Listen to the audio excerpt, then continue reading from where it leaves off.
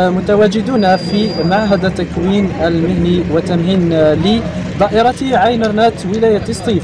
معي السيد مدير الولائي للتكوين المهني والتمهين. صباح الخير سيدي الكريم. صباح الخير. إذا سيد المدير، اليوم أشرفتم رفقة السلطات المحلية لولاية سطيف في دخول دورة فبراير 2025. تفضل. شكرا. بعد بسم الله الرحمن الرحيم والصلاة والسلام على أشرف المرسلين.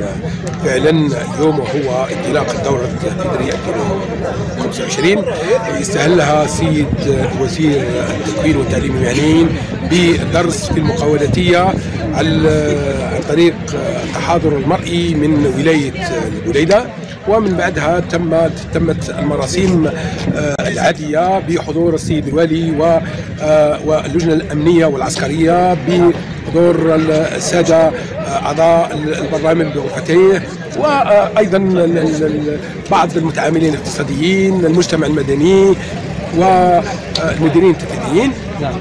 هذا الحضور أو هذا اليوم هو عرس قطاع التكوين.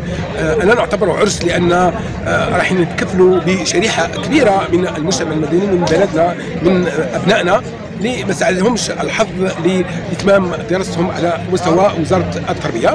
هذه من جهة. من جهة أخرى كما لاحظتم بأن اليوم تم إمضاء 12 اتفاقية. 12 اتفاقية، من بينهم مركز تدريب المهارات اللي تابع إلى الجزيرة تيليكوم، وأيضا بعض المتعاملين الاقتصاديين، المجتمع المدني.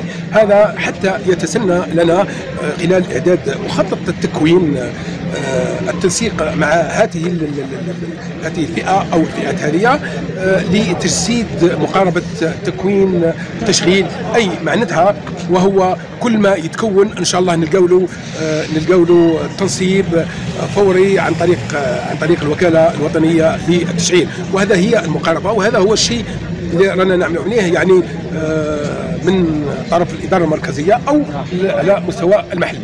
هذه من جهة. من جهة أخرى ثاني لاحظتم بأن اليوم ثاني تم السيد الوالي تم إعطاء انطلاقة للتكوين أو في إطار الاتفاقية، إطار بين وزارة التكوين والتعليم المهنيين وإدارة الجمارك، لإعطاء الدورة الأولى في الأمن السيبراني.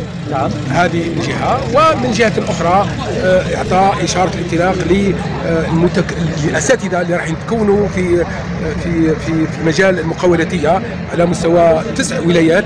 هذا إن شاء الله راح هما يقوموا بتكوين المتكونين على مستوى الولايات نتاعهم والمراكز نتاعهم.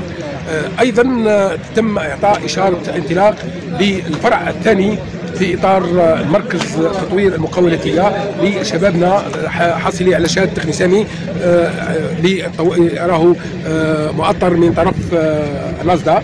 هذا شيء جميل. هذا شيء يدل بأن قطاع التكوين هو قاطرة إنعاش الاقتصاد الوطني. سكوب نيوز بلس، أول منصة رقمية منوعة في الجزائر.